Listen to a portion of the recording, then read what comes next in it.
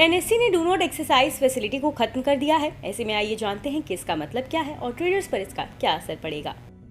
National stock exchange ने expiry की तारीख को स्टॉक ऑप्शंस में उपलब्ध डू नॉट एक्सरसाइज फैसिलिटी को बंद करने का फैसला लिया है। इस बारे में एक्सचेंज ने 20 जनवरी को सर्कुलर जारी किया है।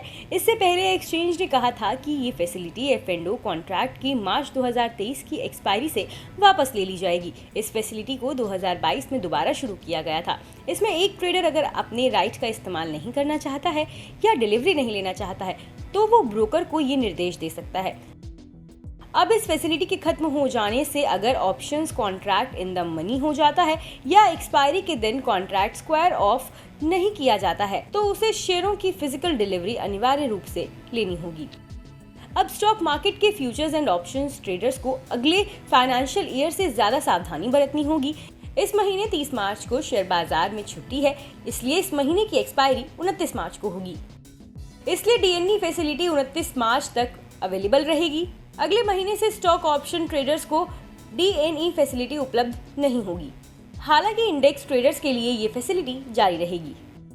एक्सपर्ट्स का कहना है कि इसका ऑप्शन ट्रेड वॉल्यूम पर खराब असर पड़ेगा। इसकी वजह यह है कि स्टॉक ऑप्शन ट्रेड में मंथली ऑप्शन के आखिर में ट्रेडर के पास ऑटो स्क्वायर फैसिलिटी नहीं होगी। अब सेटलमेंट कैश डिलीवरी सेगमेंट में जाएगा, जहां ऑप्शन ट्रेडर को डिलीवरी लेने के लिए जरूरी मार्जिन देना पड़ेगा।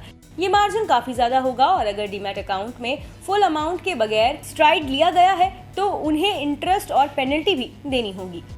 एक्सपर्ट्स का कहना है कि एनएससी के इस कदम से हाई रिस्क ऑप्शन ट्रेड हतोत्साहित होगा और कैश ट्रेड को बढ़ावा मिलेगा। ये कम जोखिम उठाने वाले ट्रेडर और इन्वेस्टर के लिए अच्छा है। बता दें कि अभी डीएनई फैसिलिटी में स्टॉक ऑप्शन ट्रेडर को ऑटो स्क्वायर ऑफ फैसिलिटी उपलब्ध है। इस वजह से अगर कोई ऑप्शन ट्रेडर स्ट्राइक के बाद अपनी पोजीशन को छोड़ देता है तो वो अपने आप स्क्वायर ऑफ हो जाता है और उसे स्ट्राइक के लिए दी गई मार्जिन मनी के अलावा दूसरा कोई पैसा नहीं देना पड़ता है। लेकिन अगले महीने से ये ऑटो स्क्वायर ऑफ फैसिलिटी उपलब्ध नहीं होगी। ऐसी स्थिति में ट्रेडर्स की पोजीशन सेटलमेंट के लिए डिलीवरी में चली जाएगी और ऐसी स्थिति में डीमैट अकाउंट में सिर्फ मार्जिन मनी होने पर उसे बाकी अमाउंट चुकाना होगा। चलिए अब बताते हैं आपको कि नया नियम लागू होने पर क्या होगा। इसे एक एग्जाम्पल से समझा जा सकता है। मान लीजिए आपके पास एक 2000 रुपए का कॉल ऑप्शन है जिसका लॉट साइज 300 है।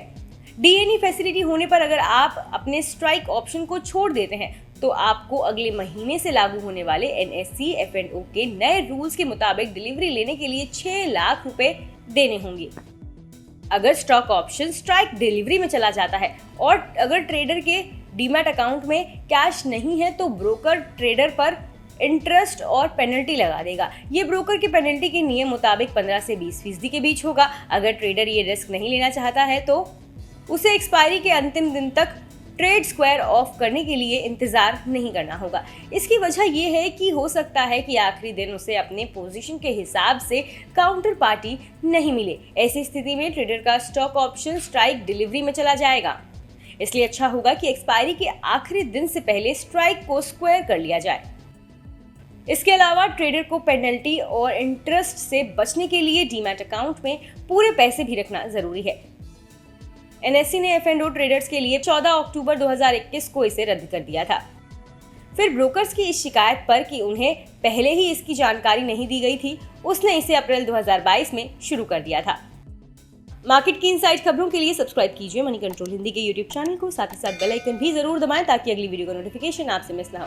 इसके अलावा आप हमें फेसबुक, इंस्टाग्राम और ट्विटर पर भी फॉलो कर सकते हैं।